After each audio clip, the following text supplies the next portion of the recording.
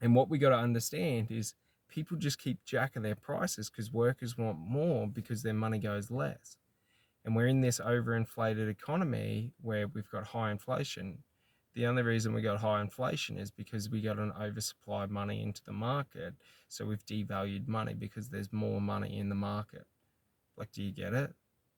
So, like, the thing is, like, the way we get out of it is you halve the government spending, you halve the government taxing, like, you just halve it. We don't need everything right now. Like, for example, if we go to a war with China, those submarines, as much damage as they can do, we only have ballistic missiles. So we're talking about potentially a light to a medium sized bombardment on any city. Do you understand? Like, the price for them, some 90 something $billion, we don't need them. We don't like we don't need to waste money on that just so that we can have nuclear submarines and project our authority and power. Like, we could buy like 20 destroyers and do a more sufficient job. Just put launch pads on the destroyers and turn them into missile destroyers. Like, job done. Like, missiles can project out 200 to 300 kilometers. Like, do you get it? Like, so you're making a destroyer now have 200 to 300 kilometers of projection power. Like, why do you need a submarine? Like, do you know what I mean? And, and they've got point to point laser systems. So basically, they're trialing it in the US fleet. But like on the Iron Dome defense, they've got now lasers. And these lasers are guided by AI, by artificial intelligence. And what they do is they track a missile or a warhead, and then they lock onto that, and then they just superheat the warhead till it goes critical and explodes. So it usually takes like 2 or 3 seconds to take down a warhead. And when we're talking about AI, we're talking about 40 to, we're talking about common AI has 70,000 pieces of processing information per second. So, like, air defense systems powered by AI will become so advanced that even if you had a destroyer, you could project more power with a destroyer than you could with any submarine, because submarine has vulnerabilities. So, like, the main vulnerability of a submarine is that it's not designed for, prolonged combat. Oh, well, not prolonged combat, but it's not designed to fight it out. It's designed to strike and then disappear and then restrike and then disappear, like, and do sustained continual strikes on a target. That way that the target is constantly guessing and having to assess and reassess which direction the next attack will come from. So what we got to understand is, whereas with a destroyer, if you design a destroyer, okay, to have, advanced anti-air and then have missile potential, like, you could make it large enough to where it could hold like 30 to 40 missiles, and then you just invest into more advanced missile development.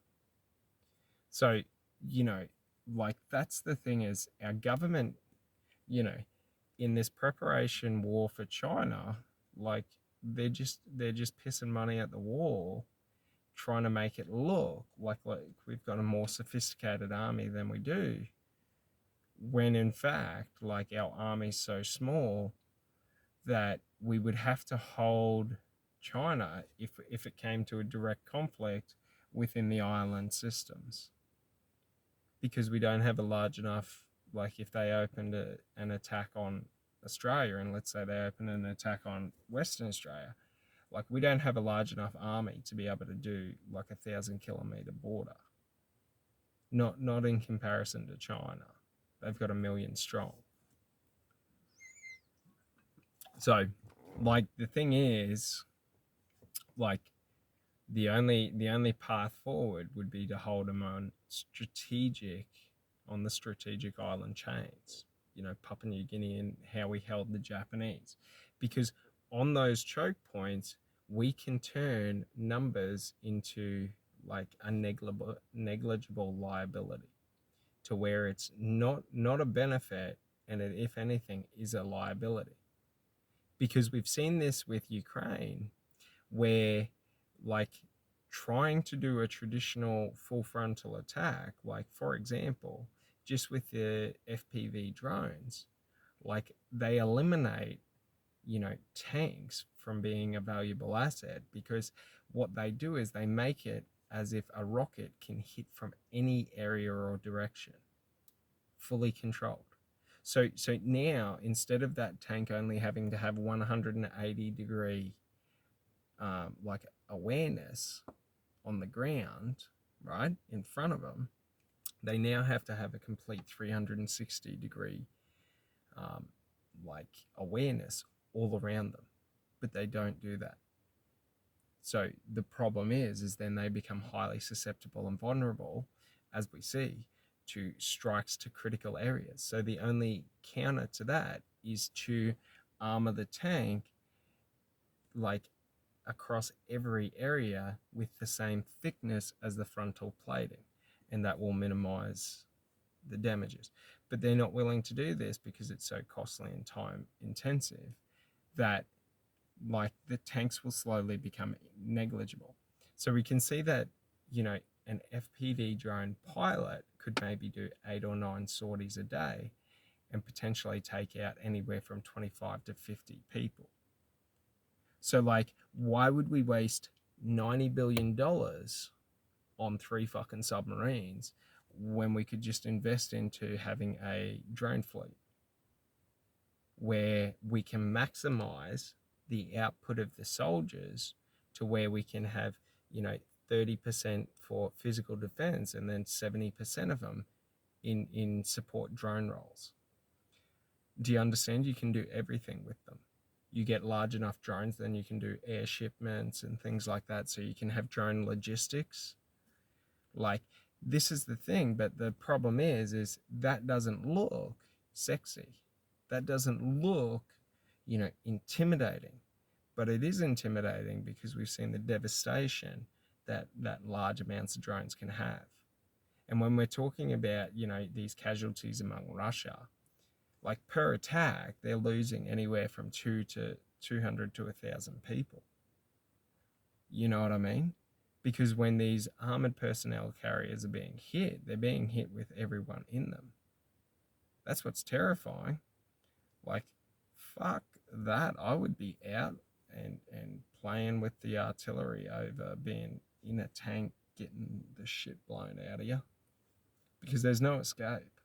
But that's the important thing, is that like with like any future combat, like the size of the force is going to become negligible because of the tools available to those forces.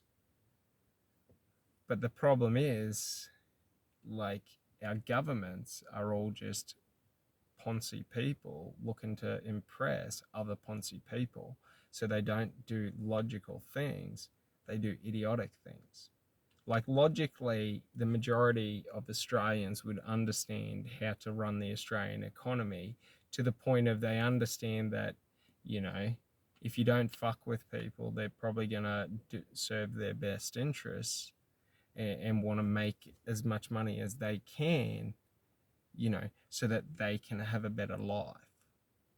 So you don't really have to like manage and run the economy. Like, that's the illusion, is they say like the economy runs itself, because the economy is just a collection of people who have a common goal, and that is commerce, buying, selling, trading, you know. It's interacting and connecting with other people. It's its own ecosystem. So you don't really need to manage an ecosystem. If you go out and you try and manage a natural forest and you try and micromanage that ecosystem, you will kill it. Do you understand? But if you let it run itself, you don't really have to manage it. You just manage any wildfires that happen. You just manage, you know, droughts that come along, like any extenuating circumstance, then you step in. But the government just use it as a point to jump in where they can so that they can start overtaxing. It's crazy. But, you know, like, that's the thing. If we had that, like, and we actually work towards getting the cost of living crisis down and not just talking about it, not just trying to get it down, like, we'd be able to reverse most things. Because the thing is like, the economy's not real. You understand? Like, it's all an illusion of value. So because the dollar is worth $1, I value $10 million as being worth $10 million. Like, but if that dollar is not worth that dollar, even if I have $100 billion, I have nothing. So that's the key to understand, is it's all an illusion. You know, physical assets are real. So if I have a tractor, that tractor has a commercial value. If I have a car, that car has a commercial value. If I have a house, that house has a commercial value. If I have gold, gold has a commercial value because it's always a desirable material and it's rare.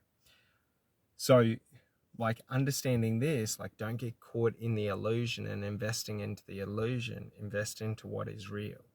Food's always real. Water's always real. You know, security's real. Like these things. All right. Well, you have a great day and I'll talk to you later. Bye.